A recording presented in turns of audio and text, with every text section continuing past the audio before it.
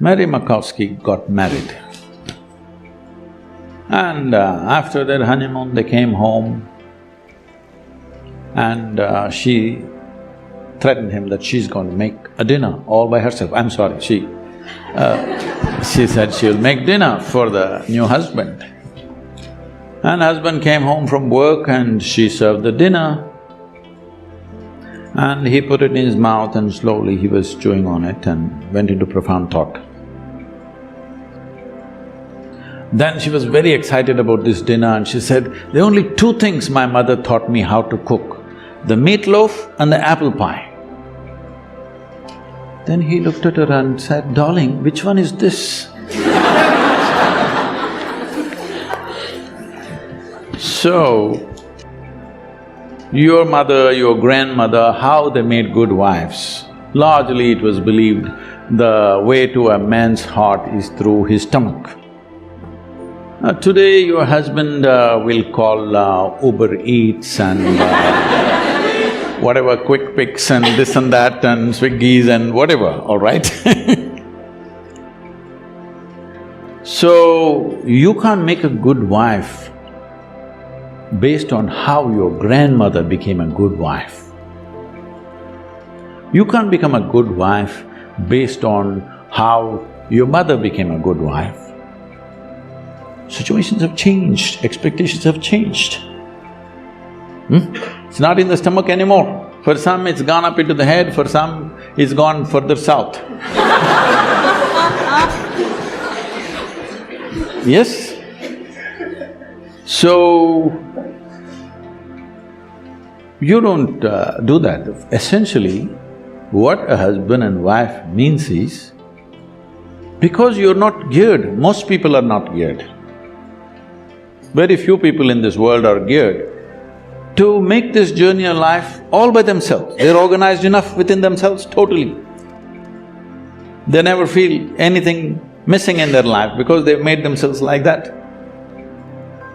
But most people need somebody else to lean on, either emotionally, psychologically.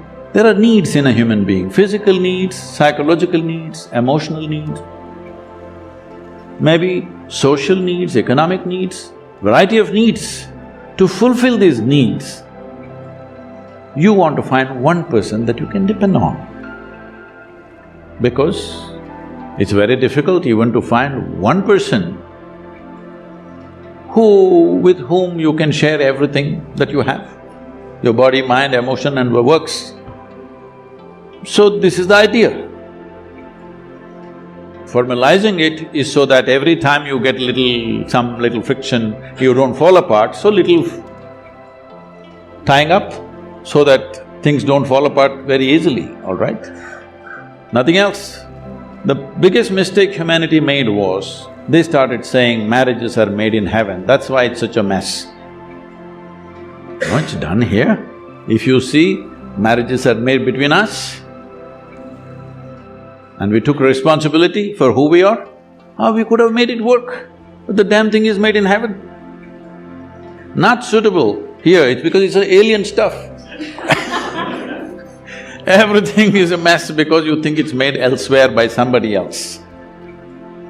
If you understand it's made by you for your well-being, to fulfill your needs and your purposes so that you can go through this journey of life with least amount of trouble and friction, then you would handle it more responsibly, isn't it? And according to contemporary needs, not how your grandmother did her marriage. You can't do it that way because expectations and situations have completely altered themselves.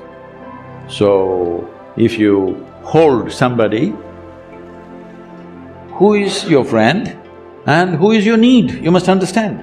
You are in this relationship because you need. Maybe the other person also needs, but that's from their side. As far as you are concerned, you made this relationship because you need it badly, isn't it?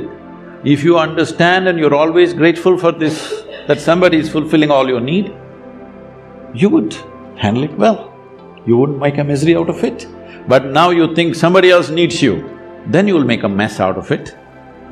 You understand you need it, well, the other person also needs to understand he needs it. Now there is a cohesion. If you think, oh, you need me, so I'm going to exploit you, no. This is not about you squeezing happiness out of somebody or they squeezing happiness out of you. If two happy people meet, then there can be something wonderful happening between them. But you are a misery and you think somebody else should be the source of your happiness, well, it'll multiply.